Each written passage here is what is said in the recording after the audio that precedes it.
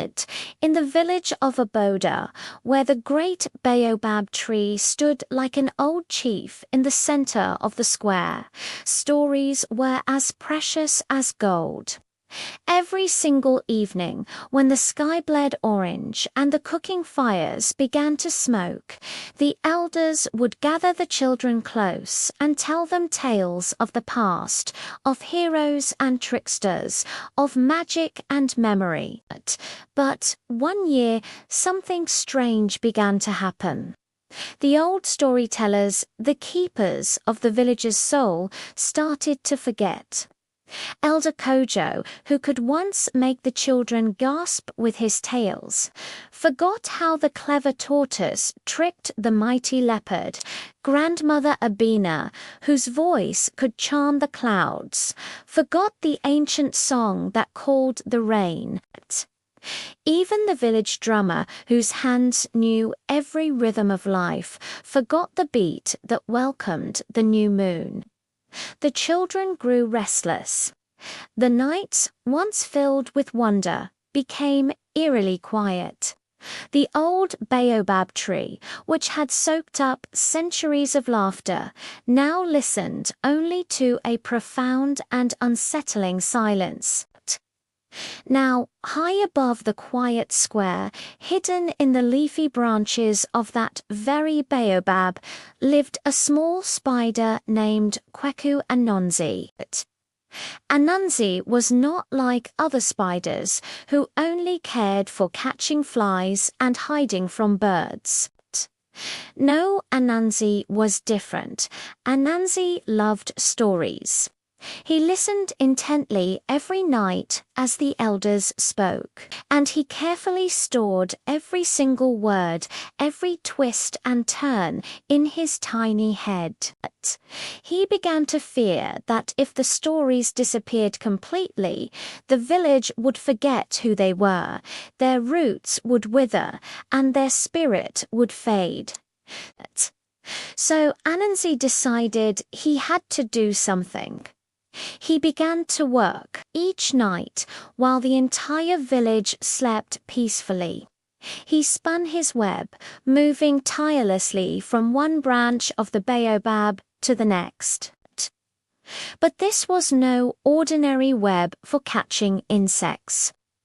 As he wove each delicate thread, he whispered the stories he remembered into the shimmering silk. He whispered of the brave hunter and his loyal dog. He whispered of the tiny bee who protected the whole village from harm. He whispered of the giant elephant who was terrified of a small mouse. He whispered the forgotten songs, the wise proverbs, and even the echoes of laughter that once filled the air. The web grew, becoming wider and stronger, shining like a sheet of pure silver in the soft moonlight. One morning, a little girl named Ajoa was the first to see it. "Grandmother," she cried out, her voice filled with awe, "come look. The tree is wearing a cloth of light." The villagers gathered around the baobab, their eyes wide with disbelief. The web stretched across the branches like a giant, intricate tapestry, sparkling with morning dew, and as the gentle wind blew through it, something truly magical happened. Voices, soft and clear, filled the air. The web began to speak. It told the story of the tortoise and the leopard exactly as Elder Kojo used to tell it. It sang the forgotten rain song, its melody rising and falling with the breeze. It recited proverbs the elders hadn't spoken in years. The people gasped in unison. Elder Kojo, overcome with emotion, fell to his knees. "These are our stories," he whispered, tears streaming down his face. "They have returned." The children began to dance with joy. The elders wept tears of relief and happiness. And the drummer, his memory suddenly sparked, remembered his rhythm and began to beat his drum once more, a powerful, joyful sound that echoed through Aboda, and high above them all, hidden in his magnificent creation, Anansi smiled, all 8 of his eyes shining with pride. From that day forward, every evening, the villagers gathered under the baobab not only to listen to the story web, but to tell their own stories again.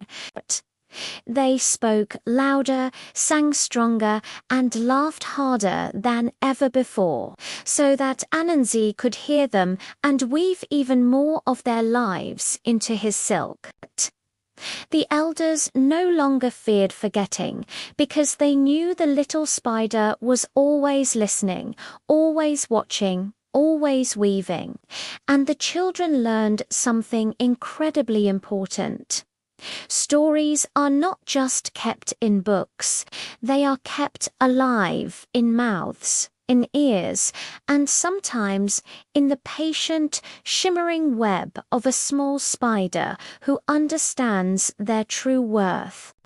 And that is why, even today in Aboda, when the moon is full and the wind sighs through the baobab, the people say, "Listen carefully. Anansi is still weaving." Thank you so much for listening.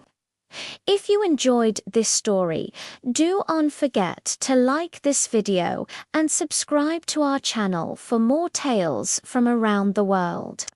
We'll see you next time.